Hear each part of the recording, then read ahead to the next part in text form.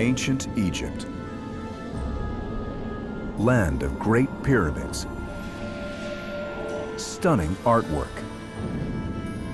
commanding pharaohs, and powerful empires.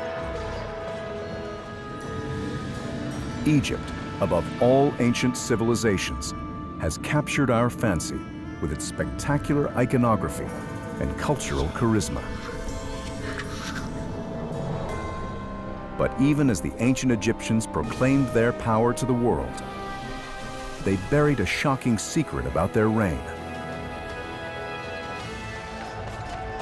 They erased from history the story of a subordinate kingdom from the south that rose up, overthrew their masters, and ruled as pharaohs of Egypt themselves.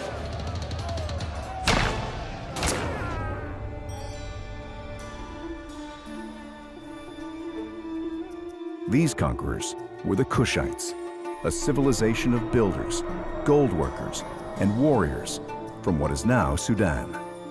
The fact that Kush was able to conquer Egypt is really a David and Goliath story. Yet today, Kushites have been all but forgotten. Why? Because of the color of their skin. These were dark-skinned Africans, vilified by the ancient Egyptians and slandered as savages by colonial-era archaeologists. They show them as people tied and bound on the bottom of the king's shoes. So it really was a kind of a racial profiling. Now, after centuries of derision, the incredible story of the Kushite uprising is finally coming to light.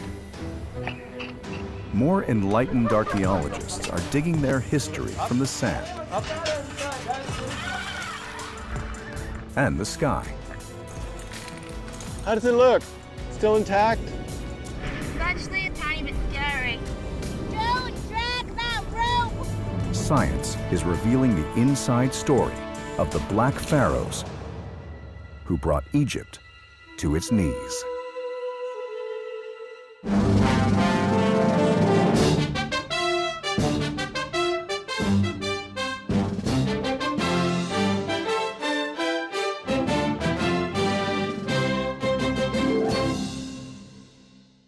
This program was made possible in part by contributions to your PBS station from viewers like you. Thank you. This is the Royal Kush Cemetery of El Kuru in northern Sudan, the Kush answer to Egypt's Valley of the Kings. Many rulers of Kush were buried here, making it one of the few places to learn about their lives and how they managed to conquer Egypt.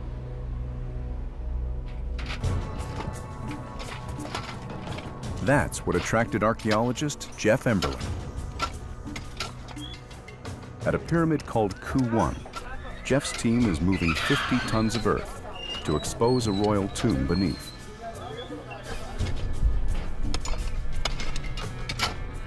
Inside, they hope to discover the identity of the king who built the pyramid and his place in the Kushite world. We want, first of all, to find out the name of the king.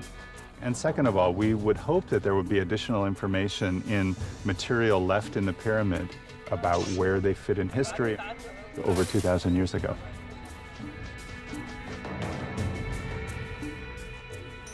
The Kushites left few written records, and most of their tombs and temples have been destroyed. Ku-1 is no exception. Before harsh weather and stone thieves got to it, the pyramid stood nearly 4 times its current height.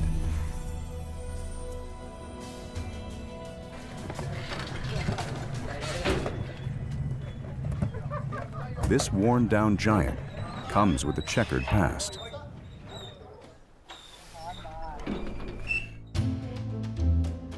About 100 years ago, American archaeologist George Reisner excavated many Kush monuments and discovered the tombs of its most important kings.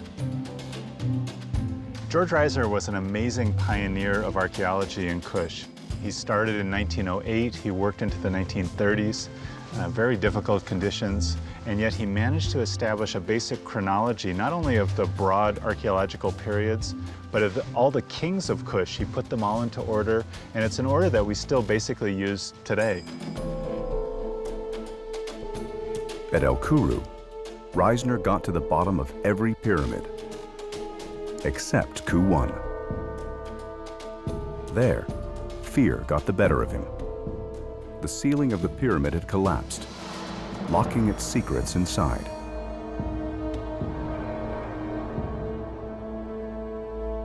Having just lost 5 men in a cave-in nearby, Reisner went home. Sometimes Jeff Emberling has thought of doing the same. When you read Reisner's notes from his excavations at El Kuru, at the end of the season, he took about 2 weeks off. And he has a little note that the doctor told him he had to stop worrying so much. And I can kind of appreciate this now, even just excavating one of the pyramids, because there's inherent risk. There's no such thing as no risk. Of course, without risk, there's no reward. And as Reisner discovered at other royal burial sites, the payoff can be staggering.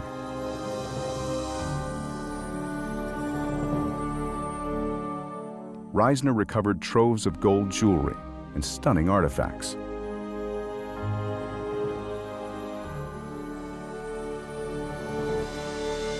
Intricate masterpieces buried with the Kushite kings to enrich them in the afterlife. As an archaeologist, your dreams are often quite vivid about what you can find in a place. And so obviously these kings' burials were once extremely rich with gold and silver objects and finely crafted, beautiful expressions of their religious sentiments as well as their status and prestige. So we could imagine finding all of those things.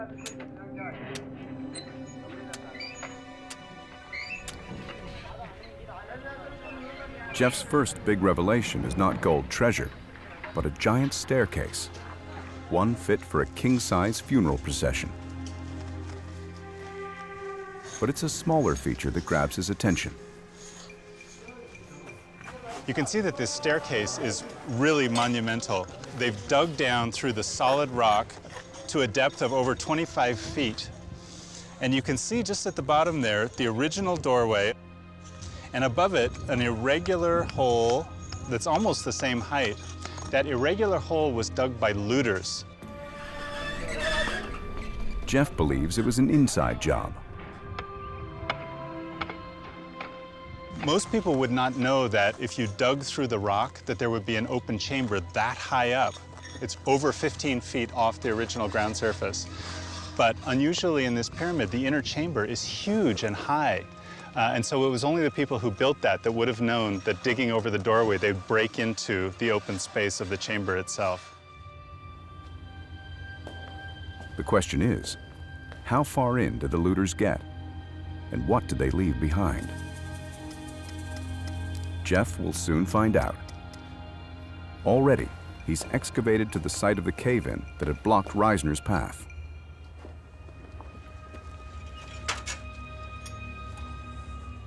We're in the second room of the pyramid, but actually we're not in the room because its ceiling has entirely collapsed. And so we're standing in the hole covering whatever was below.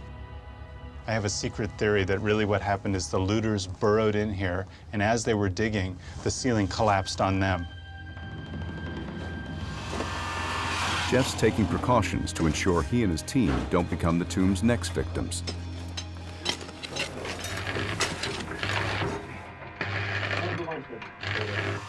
At a makeshift workshop, his colleague, architect Ignacio Forcadell, builds life-saving iron supports. Inside. In the second chamber, which is the deepest one, there's some problems in the ceiling. The rocks are falling down from there, and there have been several collapses during history. There was one small collapse like 2 weeks ago.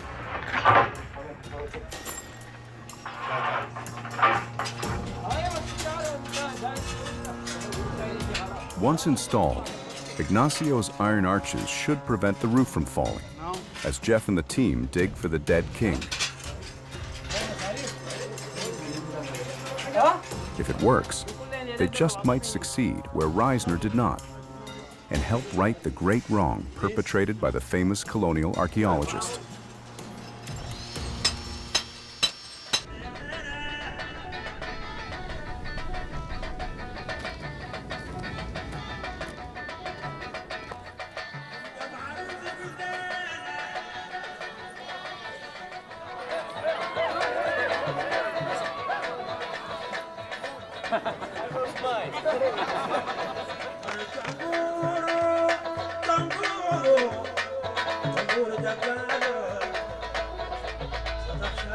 Throughout his time in Sudan, George Reisner excavated amid the rich local culture of his African hosts.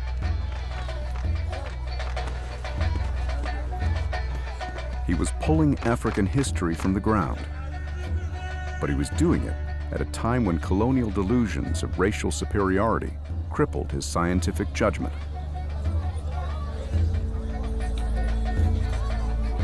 Even as he was awed by the pyramids he excavated, he refused to believe they could have been built by the ancestors of the black Africans he saw all around him.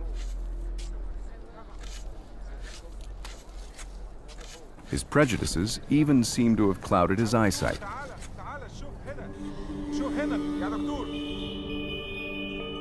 In 1916, when he discovered beautiful black granite statues of the great Kushite kings, he argued they were not real likenesses. Instead, he proposed that the kings and the builders of all the Kushite monuments had actually been light-skinned foreigners. I think it just challenges so fundamentally some of his personal views about what people in the Sudan were capable of, that he finds it really difficult to suddenly read the evidence. Such a huge challenge that he can't get over it. Reisner's writings about the Kushites are a window into his warped racial beliefs.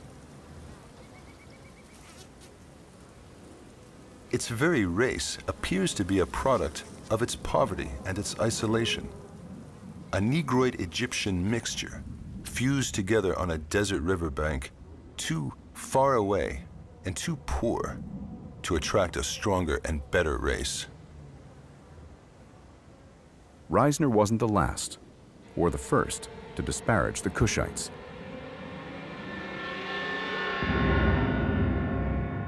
Until recently, most archaeologists thought Kush, often called Nubia, was nothing more than a subject state within Egypt's empire, a source for gold in peacetime,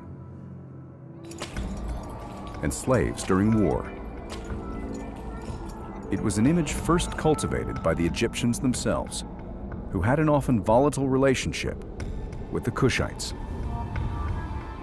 a relationship that dates back to the birth of both nations.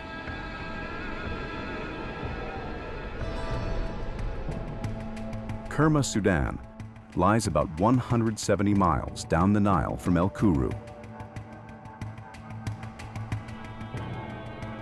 At its heart is a defufa, which means brick monolith. A temple for sun worship, it has been dated to about 2500 BC. Around the same time, Egyptians were building their first pyramids, and the Britons Stonehenge.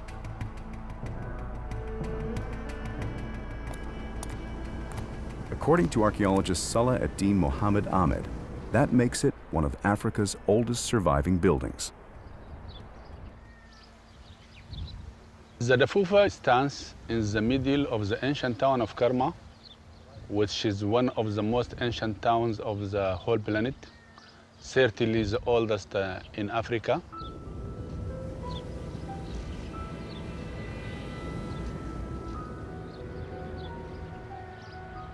The Dafufa is also one of Africa's oldest examples of manufactured brick, indicating a sophistication in construction comparable to the Egyptians.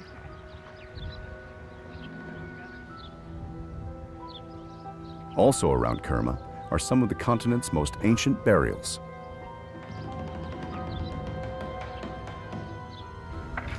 Taken together, the archaeological evidence points to a civilization that was already well developed in 2000 BC, when its better-known neighbor, Egypt, united into a pharaoh-led empire.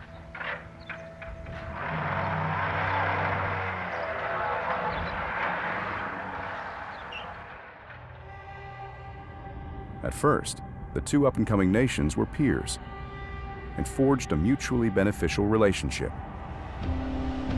It was often a relationship based on trade.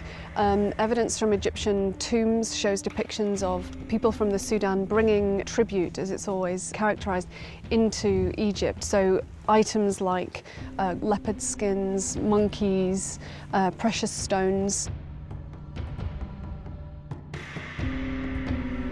Because of its location on the Nile, Kerma grew into a thriving trade hub between sub-Saharan Africa and Egypt, funneling ebony, ivory, and exotic animals north. But it was gold that fueled the Kush's rise to power.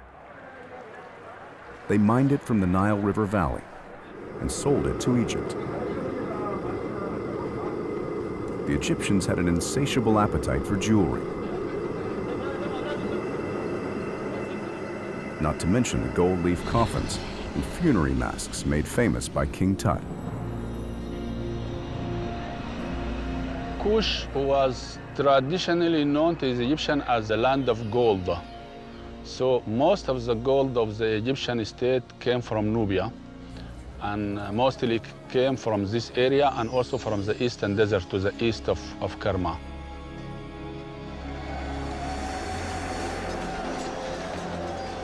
The Egyptians also documented the Kushites' skill as archers, calling them the bow people and employing them as mercenaries. And Egyptian instructions on fighting record the Kushites' prowess as wrestlers.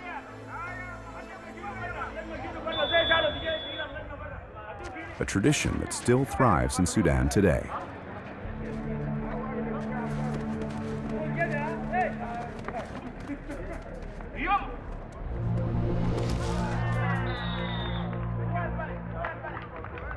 What the Egyptians didn't know was that the full force of the Kushite military would one day be turned on them. The Kushites started small, with incursions across the border to expand their territory. The Egyptians responded with anti-Kushite propaganda. And then, war. They would describe Kush as wretched Kush or vile Kush. Egyptian images of Kushites from that period, they show them as people bound up, tied and bound on the bottom of the king's shoes. Kushites are depicted in Egyptian art usually in very highly stereotypical ways. So we very frequently see depictions of the pharaoh grasping prisoners by the hair, executing them by hitting them over the head with his mace. And this is a classic depiction as peoples that are downtrodden and are worthy only really to kill. The Egyptian representations of Kush, at least at an official level, tended to portray them as more tribal, more savage. So it really was a kind of almost a racial profiling. Racial profiling that probably made it easier for the Egyptians to justify taking over the country. In about 1500 BC, Egyptian pharaoh Thutmose I invaded Kush to eliminate the growing threat and get direct access to the gold he coveted. His army plunged south until they reached a sacred butte called Jebel Barkal, or Pure Mountain.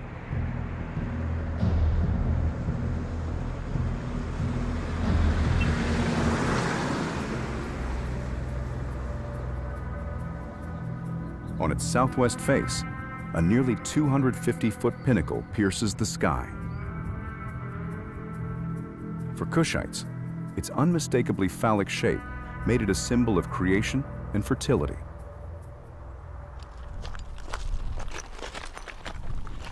But according to archaeologist Tim Kendall, the Egyptians saw a more important meaning in the mountain. What made this mountain so powerful and meaningful to the ancient Egyptians was the fact that it had this gigantic spire-like pinnacle on its south face that reminded them of multiple things that had great religious meaning. On the one hand, it looked like a rearing cobra. On the other hand, it looked like a standing king, Osiris, the mythical first king of Egypt.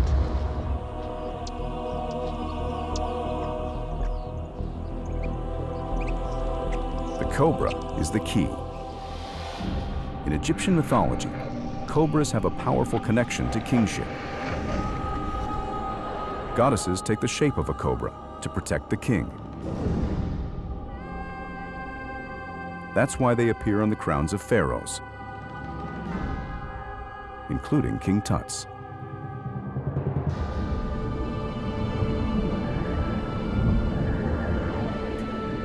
Kendall believes it was probably a high priest accompanying the invasion who first saw the connection. Like a giant religious Rorschach test, the mountain revealed its importance before his very eyes. Jebel Barkal was deemed magnificent enough to be the birthplace of the god of gods, Amun.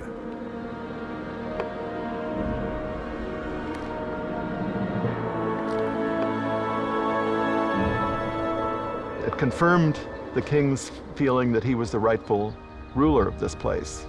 Here was the center of the primeval god who had started kingship here, and he was the heir of this kingship, and he had an absolute right to rule Kush. Once anointed, Jebel Barkal quickly found its way into sacred Egyptian art. Here, Pharaoh Ramses II makes an offering to the god Amun. Amun sits on a throne inside a mountain that can only be Jebel Barkal. The pinnacle is represented by a giant cobra wearing the white crown of Egypt.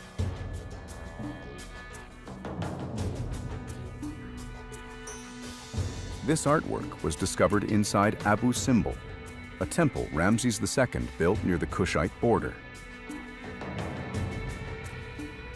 Ramses had visited Jebel Barkal, and Tim Kendall thinks the mountain inspired the pharaoh to decorate Abu Simbel with 4 statues of himself. Abu Simbel is famous because it has 4 colossal statues in front of it. And I think that when Ramses was here, he saw 4 colossal statues on the front of the mountain. For a long time, people have assumed that there were 4 figures carved in the face of the mountain. But actually, these are just natural formations. They never were carved. Ramses and other pharaohs also honored Jebel Barkal by building temples in its shadow.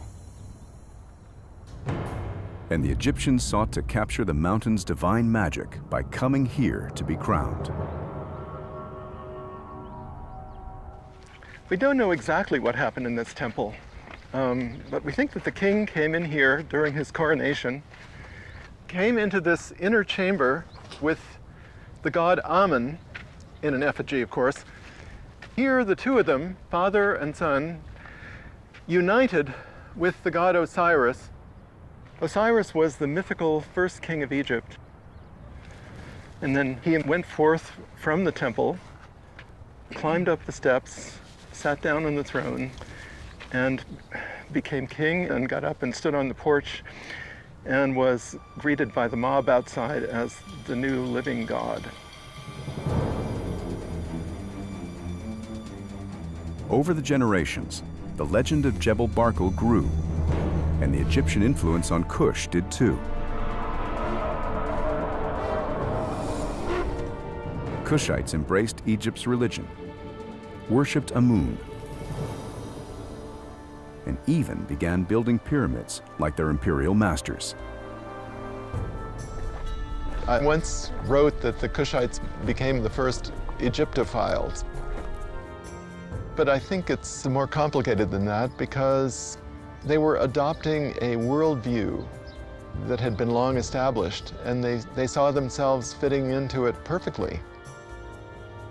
Well, I think you have to look at this from the perspective of the imperial oppression. So at first, Kush was conquered by Egypt, but to survive, Kushites had to adapt themselves to Egyptian culture. So really, to put this in the parlance of modern America, they had to pass as Egyptian. For 300 years, the Egyptians occupied Kush and imposed upon them the cult of Amun. At Jebel Barkal, a fundamentalist fervor took root. The mountain kindled the religious spark that in time would set Egypt ablaze and turn Kushites into pharaohs.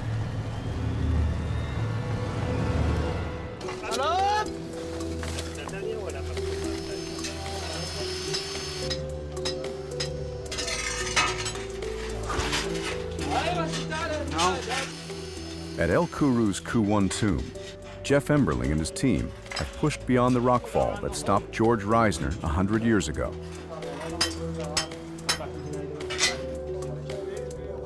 They're at the very end of their dig season, and Jeff's funds are running low. But suddenly, they're rewarded with an unexpected find.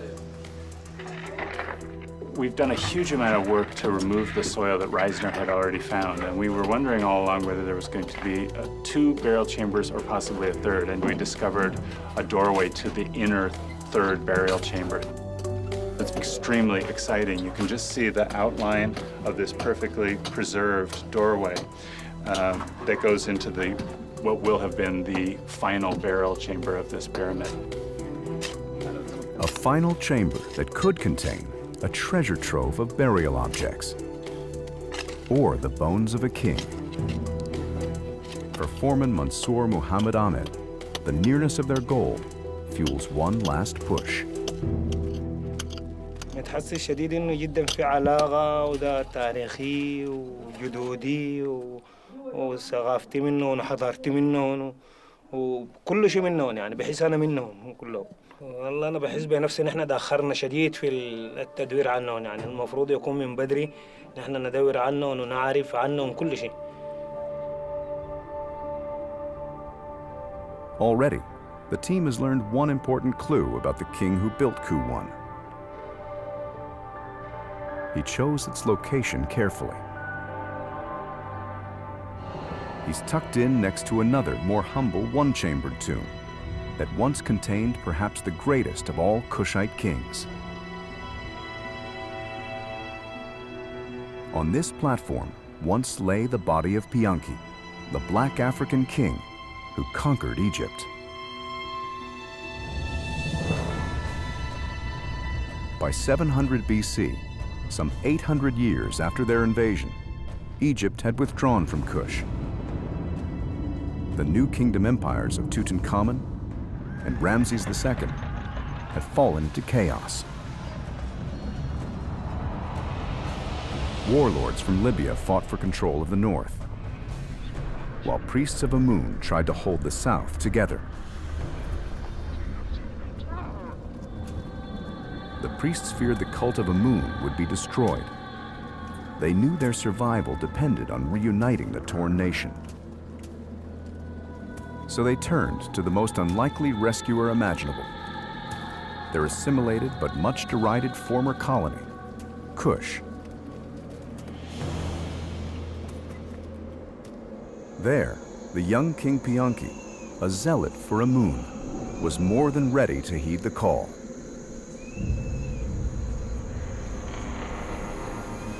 He pledged to take on the Libyan kings, bolstered by the belief that Amun was on his side.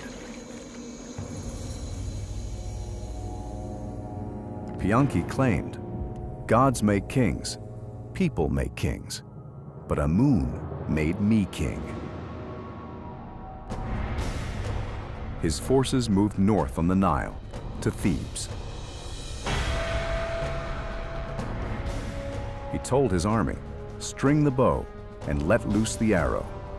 Let the people of the Northland taste my fingers."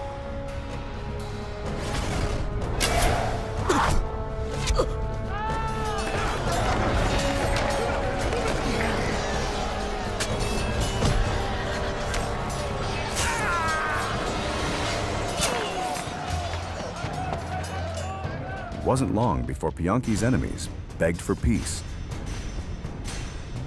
"Be merciful," cried one Libyan king. "I cannot see your face for shame.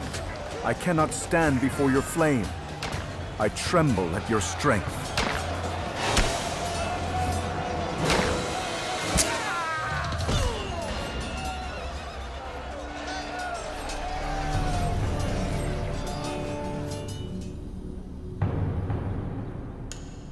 The fact that Cush was able to conquer Egypt is really a David and Goliath story. Egypt has these huge cities, huge temples, lots and lots of people, and Cush, the settlements are more dispersed. So we're trying to figure out exactly how Cush was able to amass that military power. However unlikely his victory, Pianki and his successors became Egypt's 25th dynasty. They controlled the wealth of an area stretching from modern-day Khartoum to the Mediterranean, becoming rivals of mighty Assyria and Greece. Pianki credited Amun for his success. In an engraving of his coronation, Amun himself crowns the new pharaoh. The goddess Mut, called Mother of all gods, looks on as Pianki bows before Amun. He offers a simple gift to the god of gods. The ram-headed Amun tells him, "I said while you were still in your mother's womb that you would be ruler of Egypt." Then Amun presents Pianki with the red crown of Lower Egypt and the white crown of Upper Egypt, uniting the shattered land.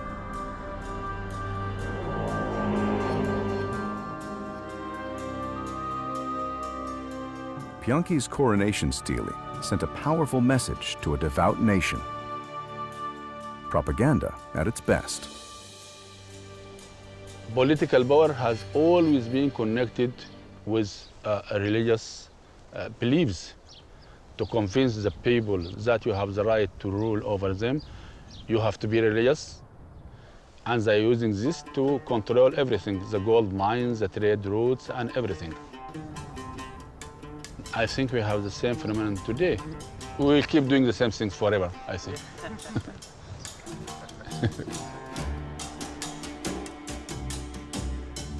Pianki ruled from Kush for about a dozen years, before handing the crown over to his younger brother, Shabaka.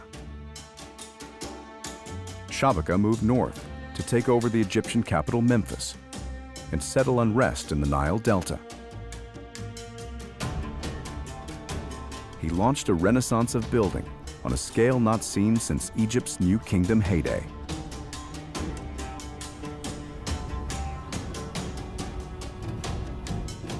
Shabaka and his brother before him earned reputations as strong, merciful leaders.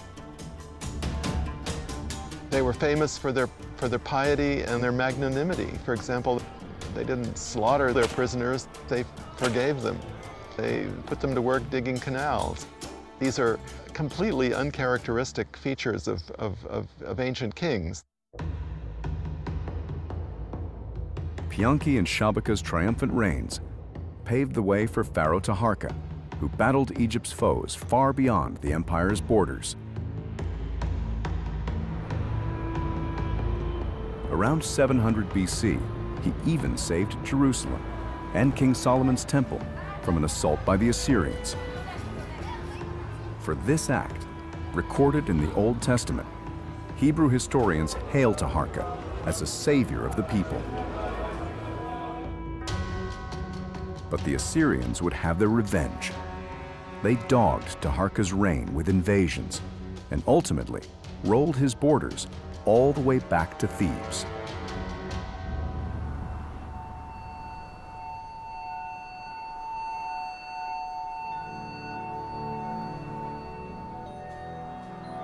When Pharaoh Taharka died, he wasn't buried at El-Kuru like his predecessors. Instead, he had his pyramid built in nearby Nuri.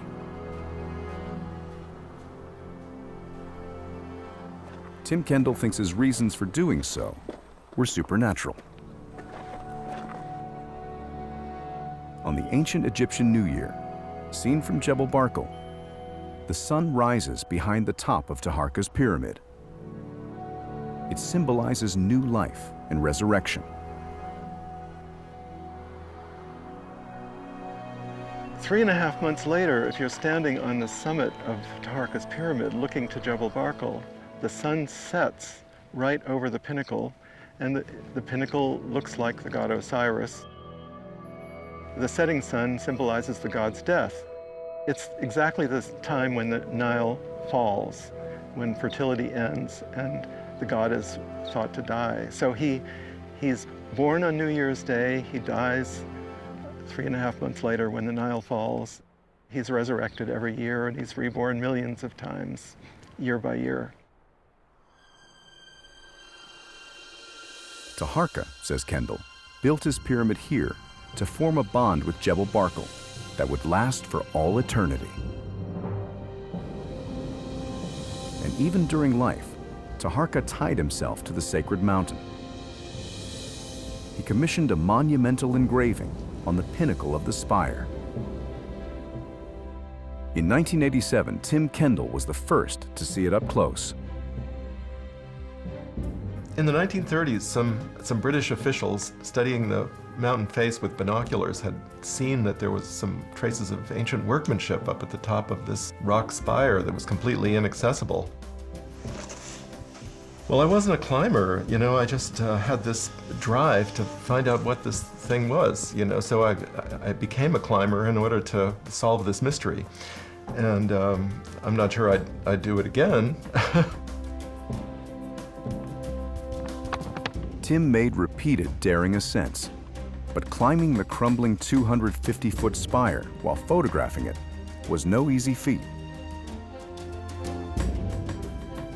For his final report on the summit, he needs better photographs. When we did this exercise in 1987, our results from today's perspective are fairly primitive. So we should bring that down, Maddie. Right along here. Fortunately, I connected with 2 professional climbers, and I asked them if they could climb up and finish the job.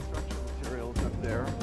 And that's the way we went up in 1987. Hazel Finley and Madeline Cope have bagged big walls on several continents, but this will be their first attempted summit in Sudan. Footing here is really unstable, so if you can hold on. Can we gear up? Cool. When we went up in 1987 and 89, we only had slides before the digital age. Our capabilities are so much better nowadays, so it's great to be able to do this again and have good photographs. Were there any sort of did you see quite a lot of big cracks when you were up there? I think there are enough. I think you'll find enough to get along, but there's a stretch up there where there's not much. Yeah? Don't drag that rope across to the right, because there's a big boulder perched on the ledge there. Okay, I'll pull on the other one.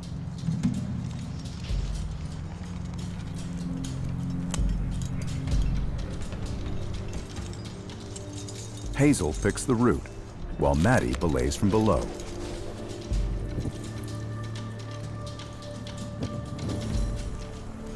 Hey, I'm just going slow because I don't have any pro. It's actually like a tiny bit scary. There's 200 feet of fragile rock between Hazel and their prize, an inscription left by one of Kush's most powerful kings. Okay, just watch out here, Mads.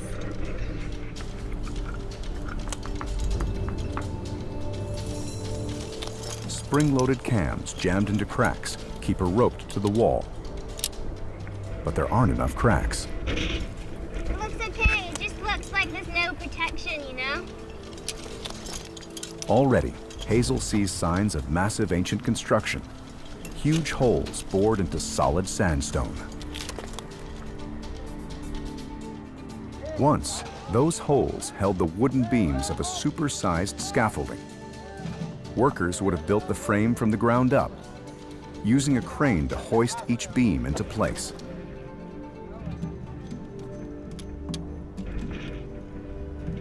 Like Hazel, their goal was the summit. Now they're on the tricky part. It's straight up from there. There's not much to hold on to. I hope they know what they're doing. Hazel's reached the section the climbers fear most. 30 feet of smooth limestone, with only holes left by Cushite builders to hang on to. Ooh, oh God. Oh my God.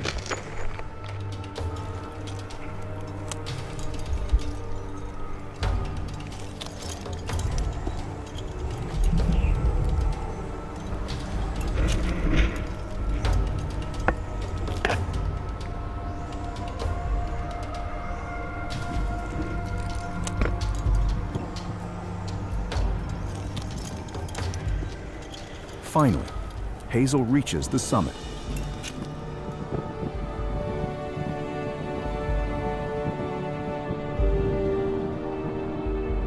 Okay, Maddie, I'm safe. Climb when you're ready. Congratulations, you made it.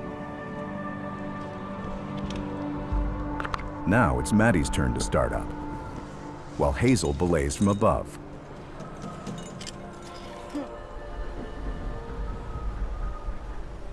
Yeah, definitely carefully going to all of these holes.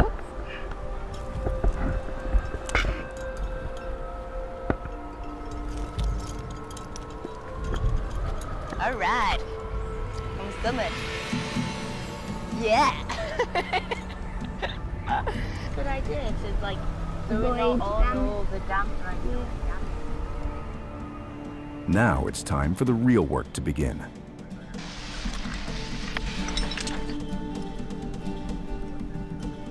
Rappelling down the cliff face, Hazel looks for the engraving that few have seen up close since the Cushites created it more than 2,600 years ago.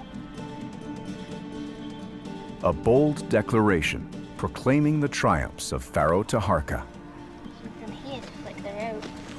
Be careful that you're going to be stepping onto the wall and that to your left, A little bit farther down. Great, now move around the front. You see the inscription up there? Oh yeah.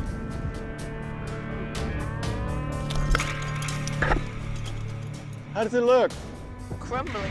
It looks like the left edge of the inscription has crumbled away.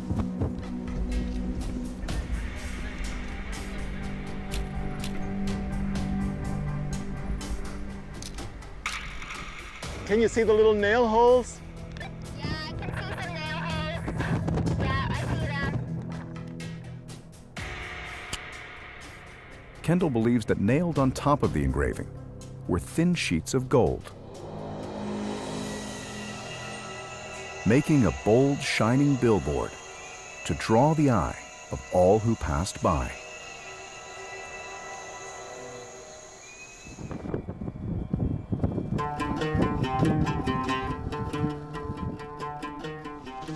Hey, bravo! Can I give you a hug? Oh yeah, that was really good. Wow, nice work. Thank you. Mwah. Thanks a lot. Super, triumphant. Yeah, it was cool to see the engravings. I felt really lucky to be able to see them and quite honoured, I suppose, to get a chance to like see a tiny part of something that happened so long ago. Well, it'd be so great to see your films and to see what we missed the first time. Yeah, I don't even have a picture of that, so that's great. That's a wonderful shot. That's new. I've never seen that before. And then We weren't sure sure whether about this these was holes. natural or not. It was really deep, long. So they were really hauling up stones and cement. Yeah. Well, this will be really great to add to the final report. 28 years later? I know, 28 yeah. years later, yeah. At last, it all comes together. What Tim can read in the damaged plaque is Taharka's declaration of his own divinity and a defiant jab at the Assyrians who drove him from Egypt. He calls them Bedouin. I, Taharka, the good God, the king of Upper and Lower Egypt, who lives forever. I have destroyed the Bedouin of Asia, and I have cut down the desert dwellers of Libya.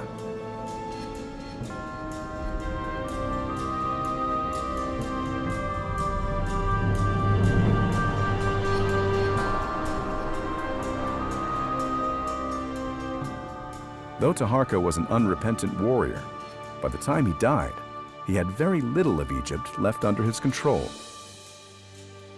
His successors didn't seem to notice and persisted in declaring they were the pharaohs of both nations.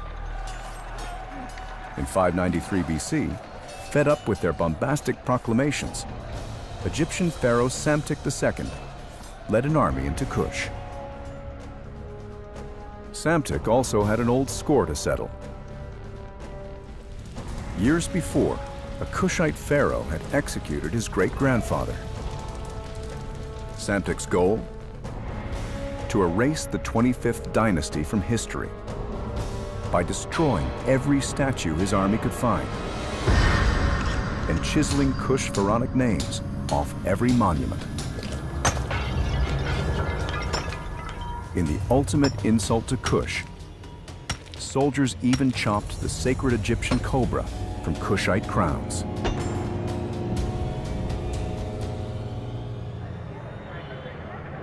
The rewriting of history persists to this day. For example, just by looking at the facade of the Cairo Museum, where all the great dynasties of Egypt are inscribed on panels, marble panels. The only dynasty that's omitted is the 25th.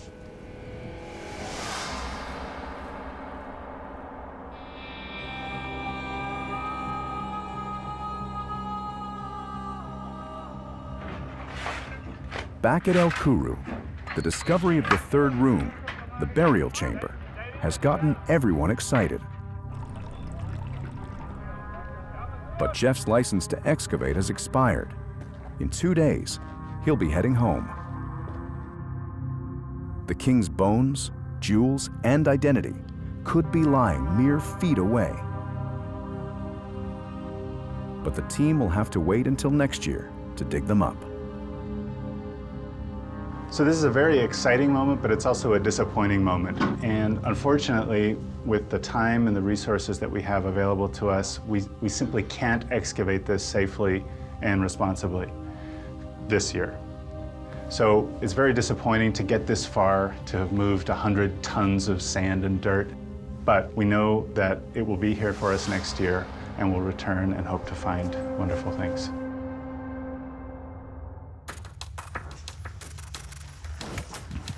But Jeff's not going home entirely empty-handed. He's been invited to help out at a nearby dig site and to bring along some high-tech friends.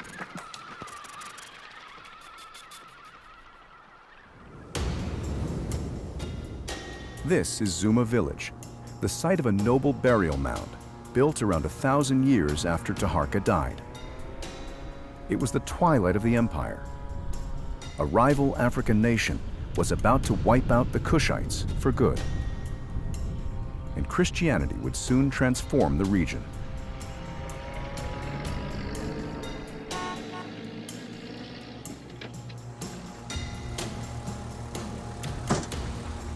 Hi Jeff. Yeah, Mahmoud. Hello Jeff. How are you? Nice to see you. كله تمام؟ Kullu tamam. Alhamdulillah. I have something here for you to see. Come along. At Zuma, Jeff's colleague Mahmoud Ed Tayeb has struck archaeology gold. Jeff, now we are approaching to the burial chamber. All right. I will show you. The layout of this white sandstone tomb is different from Khu 1. Here, a tunnel leads back to a shaft with burial chambers below.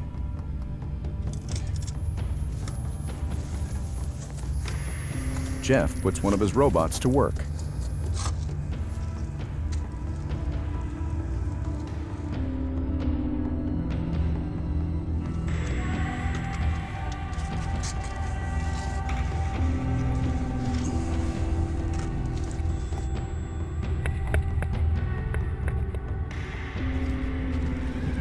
Broken burial objects indicate this tomb, like all Kushite tombs, has been hit by looters.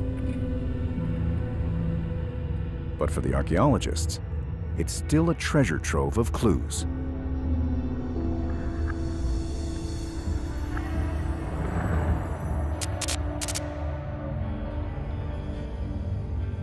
Amazing. Isn't that incredible? Okay, so there is a long-necked jar in the back. Is that another variety of beer jar? We'll pan over to the right. There's a pot stand with a cup. And what's that inside the cup there? It's a stone. Just fallen perfectly into the, Yes. into the cup. Wow. Another oddity. A brick wall that looks like it could have been built yesterday.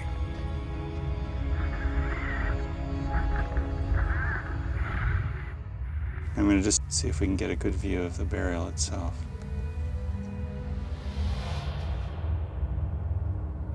At last, Jeff lays eyes on the bones of a king, or at least a nobleman, laid to rest in this tomb.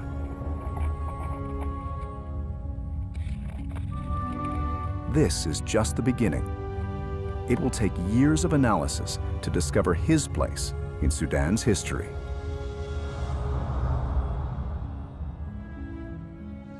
I really dreamed to find something extraordinary, and that was great, really, to have such finds. Burials for kings.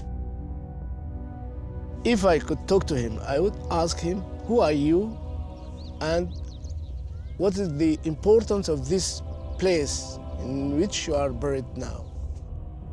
Moreover, I would like to ask him, where are these red bricks came from? It's a find of a quality that we dream of.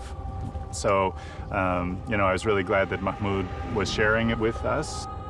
And of course, I wanted it myself. So it provided a great model for what we could hope to find here at El Khoury.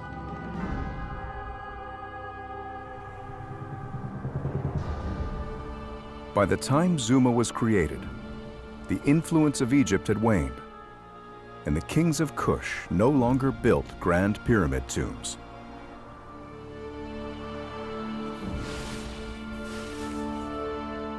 Their zenith as pharaohs had lasted just a century. But in that short time, these African underdogs had toppled a giant and seized their place among the great empires of the ancient world.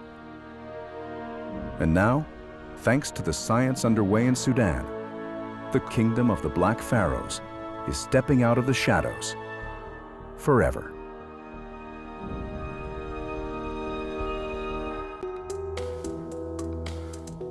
To learn more about this program, visit pbs.org.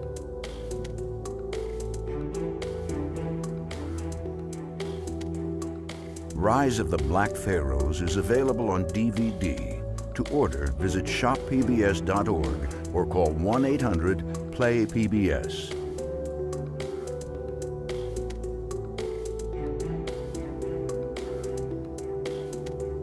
This program was made possible in part by contributions to your PBS station from viewers like you. Thank you.